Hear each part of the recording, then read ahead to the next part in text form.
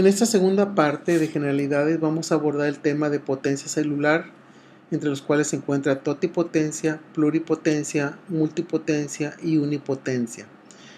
También veremos mecanismos del desarrollo como son restricción, determinación, diferenciación, migración, muerte celular, que también se conoce como apoptosis, y por último, establecimiento de los ejes del embrión. La potencia celular es la capacidad de una célula madre para dividirse y diferenciarse en diversos tipos celulares. Cuantos más tipos celulares pueda producir, mayor es su potencia. Un ejemplo de la célula que es totipotente es aquella que tiene la habilidad para dividirse y producir todos los tipos de células de un organismo, como es el ejemplo aquí del embrión, producir células del cerebro, del ojo, de las extremidades, etc. Y también esto incluye tejidos extraembrionarios como son el corion, el amnios, el saco vitelino, entre otros tejidos.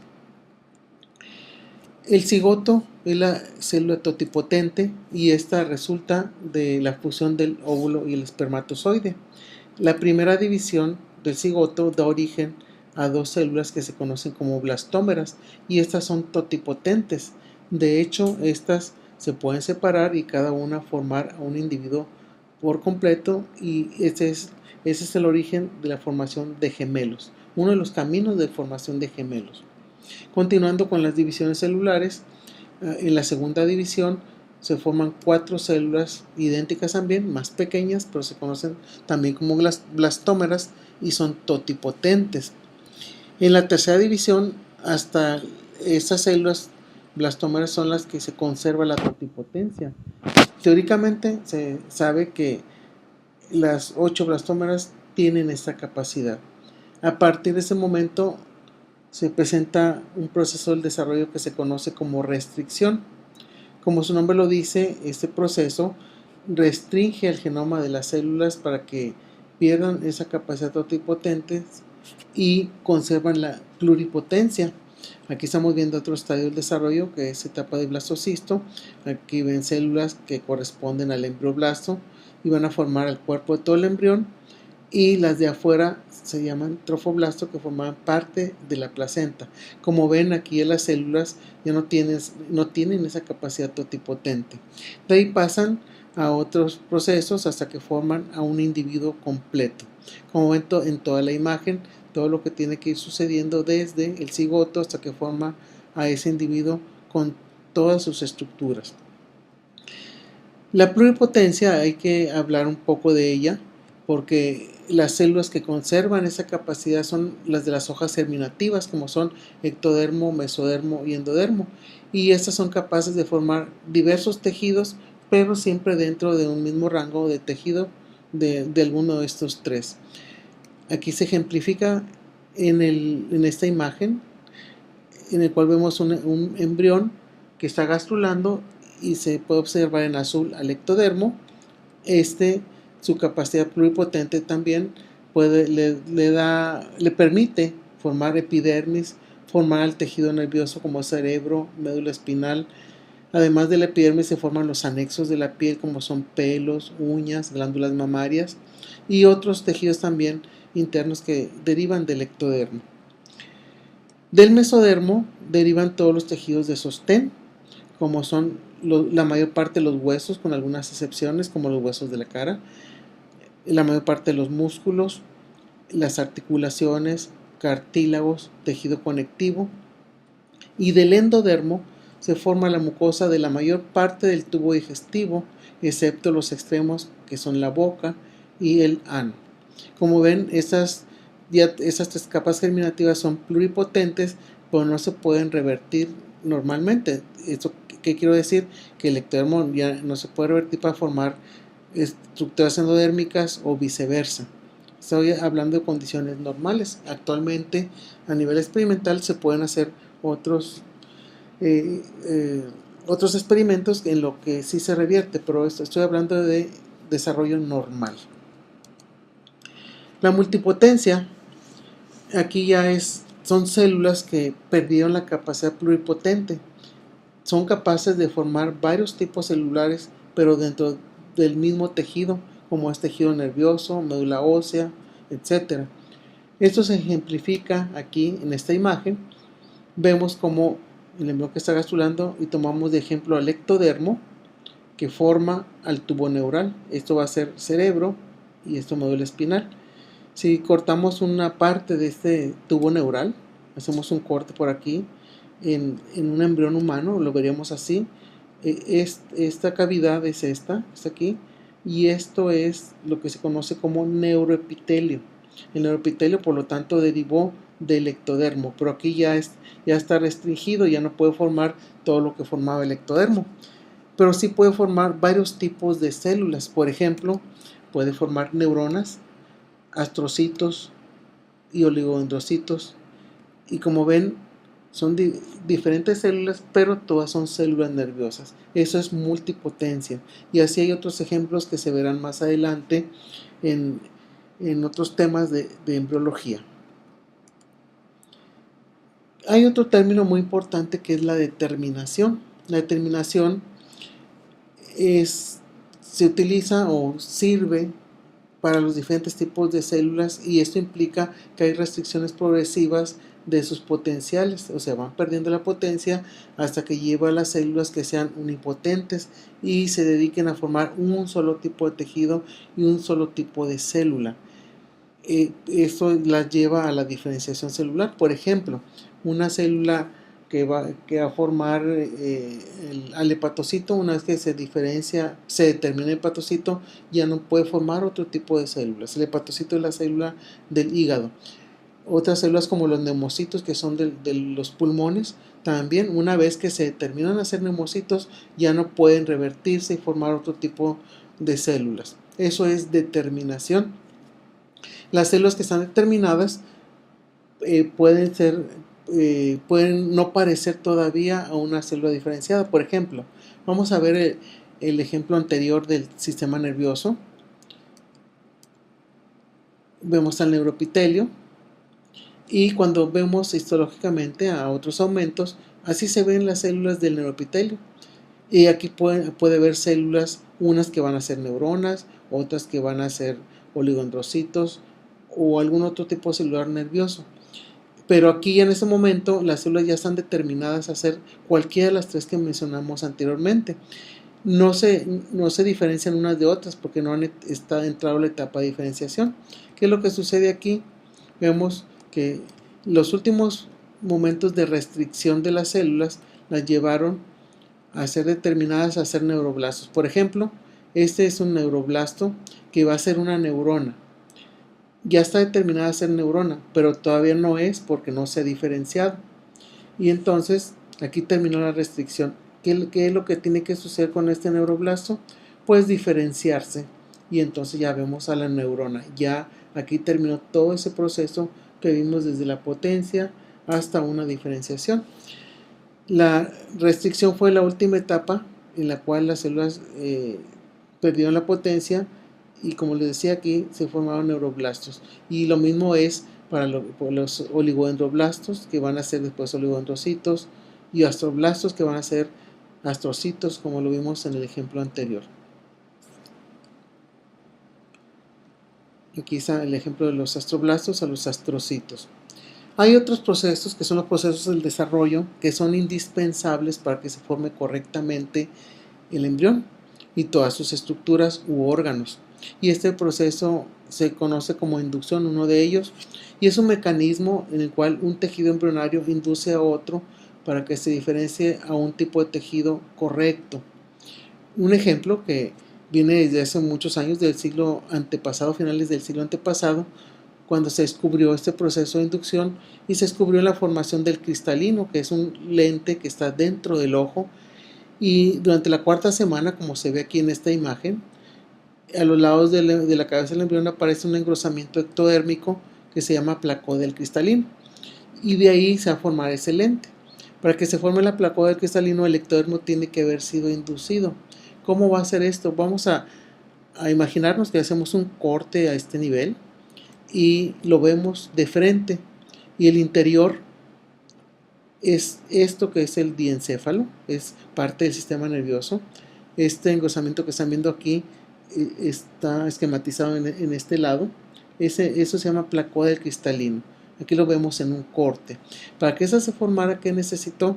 Que el sistema nervioso formara esta estructura que conocemos como vesícula óptica, que tiene que crecer, avanzar y tocar al ectodermo, y ahí lo induce, y entonces el ectodermo deja de serlo y forma epitelio, que va a ser placoder cristalino, y después formará al lente que hemos mencionado. Esto que acabo de mencionar es morfológico, pero en este proceso intervienen moléculas, intervienen genes que se activan, se inactivan para que ocurra lo que hemos mencionado. En el proceso de inducción hay un tejido inductor, que en este caso es la vesícula óptica, y un tejido inducido, que es el ectodermo. Ese es solamente un ejemplo. Hay otros ejemplos como el riñón. Cuando ustedes vean desarrollo del riñón van a ver otros ejemplos de inducción. Aquí está el tejido inducido, que es el ectodermo. Bien, hay otro proceso que se llama migración celular, muy importante para el desarrollo de muchas estructuras, entre ellos la gónada. De hecho, la migración también ocurre en el tejido, en las hojas germinativas, como es la hoja mesodérmica, pero este mecanismo se puede esquematizar muy bien con las células germinales. ¿Qué es la migración? Pues su nombre lo dice, es el movimiento que hacen las células y se desplazan desde un lugar a otro, que es a su lugar definitivo.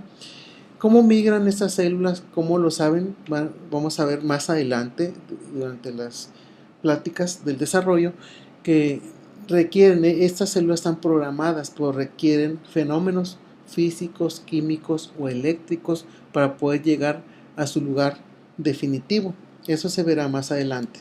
Pues el proceso es de la siguiente manera. Aquí ven ustedes un embrión gastrulando, como lo vimos anteriormente. Eso que están viendo aquí es el saco vitelino, que va a formar el intestino y su mucosa. Pero en esta parte caudal del saco vitelino, cerca de esa estructura que conocemos como alantoides, aparecen unas células muy grandes que se conocen como células germinales primordiales, que van a ser el óvulo o el espermatozoide más adelante. Estas células van a migrar conforme el embrión empiece a doblarse y a adquirir su forma definitiva, como lo vemos más adelante aquí. Vean ustedes cómo el saco vitelino se integra y forma el intestino. Mientras eso sucede, las células migran a través del saco vitelino y de esta estructura que se conoce como alantoides hasta el dorso, en esa región roja que ven ustedes, que se conoce como mesodermo intermedio, y es donde se va a formar la gónada, que es el ovario o el testículo. Y esas células germinales que llegan ahí van a ser óvulos o espermatozoides, como se verá en otras clases. Aquí lo que queremos esquematizar es la migración. ¿Qué sucedió durante todo ese proceso? ¿Cómo supieron las células a dónde iban a llegar? Les decía, hay fenómenos químicos, por ejemplo, en la gónada empiezan a producirse sustancias que guían a las células hacia el lugar correcto, aunque a veces se pueden equivocar. Pero esa es la migración. Más adelante veremos qué sucede si esas células se equivocan. Y ese solamente es un ejemplo. Hay otras células que migran, como son las células de la cresta neural o las células del mesodermo, que también se verán más adelante. Otro fenómeno se conoce como muerte celular programada o apoptosis. Ese fenómeno es muy importante. Se sabe, o todos sabemos, que las células mueren, constantemente están muriendo para reproducirse. Antes se reproducen y mueren, y las células ya están programadas para esto. A veces hay muerte celular traumática, pero eso es otro tipo de muerte. En este caso, la muerte celular en etapa embrionaria es muy importante para que se desarrolle correctamente algunos tejidos o estructuras. Por ejemplo, aquí están viendo ustedes un embrión de sexta semana, donde están formando el ojo, lo que va a ser parte del oído, la oreja, las extremidades superiores e inferiores. En este caso, la extremidad superior, lo que va a ser la mano, aquí se conoce como placoda manual radiada. Y vean ustedes que aquí no se ven los dedos. ¿Qué tiene que suceder? Que hay tejido que tiene que morir entre los futuros dedos. Como ven, aquí ya ven huecos, porque está ocurriendo apoptosis. para que se separen los dedos. Y de esa manera vemos como un evento que parece maligno, una muerte celular, pues es benigno. ¿Por qué? Porque se requiere para que se separen esos dedos. Si el proceso no ocurre, pues los dedos van a quedar fusionados y, como van a ver más adelante, esa anomalía se conoce como sindactilia. Eso se explicará con más detalle en otros temas. Pero aquí se ve la importancia de la apoptosis, y ocurre también en otros aparatos y sistemas, como son el desarrollo de las células germinales en los ovarios. Se verán en la ovogénesis. Otro aspecto muy importante o fenómeno importante son el establecimiento de los ejes del embrión. ¿Qué son los ejes del embrión? Bueno, hay tres. Uno se llama anteroposterior, otro dorsoventral y el último, que es izquierda-derecha. Pero hay que entender qué son los ejes. Por ejemplo, aquí este es un embrión de 6,5 semanas. Vean ustedes, aquí está desde la cabeza hasta la parte inferior. Todo lo que se observa aquí son vellosidades coriales, que más adelante va a ser la placenta. Este es el saco vitelino, que lo estudiaremos con detalle posteriormente. Los ejes del embrión son caminos, o sea, son rutas que no se ven, pero las células siguen. Van a guiar a las células para llegar a su lugar correcto. Recuerden que hace un momento hablamos de migración celular. Pues no solamente con la migración celular, sino con otras células que se tienen que acomodar. Los órganos se tienen que acomodar correctamente. Si ustedes se acuerdan, al principio hablábamos de la migración del riñón en sus tres sentidos: lateral, dorsal y cefalad. Y todo eso ocurre porque existen ejes. Estos ejes que son imaginarios para nosotros, pero existen a nivel molecular. Este eje, por ejemplo, que viene desde la cabeza hasta la parte caudal del embrión, donde están sus glúteos o futuros glúteos, este se llama eje anteroposterior. ¿Qué quiere decir esto? Que la parte anterior es la cabeza y la parte posterior van a ser los pies cuando ya no sea un embrión, que sea un feto. No hay que confundirlo con otros términos cuando hablamos de por ejemplo, el eje superior e inferior, etc. Esto es un eje antero-posterior. Anterior es la cabeza y posterior son las extremidades inferiores. Este eje se establece desde que el conceptus o el cigoto se ha dividido y se forman las primeras dos blastómeras. Si trazamos una línea a nivel del segundo cuerpo polar, que más adelante lo veremos, ese cuerpo polar es un guía para poder saber que aquí está trazado el eje del futuro embrión. Hacia acá va a estar la cabeza y hacia acá va a estar las extremidades inferiores. En esta etapa de dos blastómeras se establece molecularmente el eje. No lo vemos hasta que el embrión ya está gastrulando, pero aquí ya se estableció a nivel molecular. Otro eje es el eje dorso-ventral o ventrodorsal, como también se conoce. Este eje se establece molecularmente un poco más adelante, cuando el embrión está en etapa de blastocisto. Y aquí ven ustedes el embrioblasto, donde va a estar el embrión. Se conoce como polo embrionario. Y acá está el polo abembrionario, es el lugar donde no hay embrión, así se conoce. Y este eje se traza, aunque lo trazamos nosotros en forma imaginaria, desde polo embrionario al polo abembrionario, y se establece desde el momento de la blastogénesis. Y el eje derecha e izquierda se establece desde el momento en que se establecen estos dos ejes. Por ejemplo, los ejes nos van a permitir que el desarrollo correcto del embrión tenga una simetría bilateral, aunque el organismo humano o de vertebrados no es bilateral totalmente, porque algunos órganos sí son iguales de un lado y al otro de la línea media, pero por ejemplo el hígado pues es único y es diferente de un lado y de otro. El corazón también es único y está desplazado más hacia la izquierda, etc. Por eso esos ejes nos sirven para la simetría o asimetría de ciertos órganos.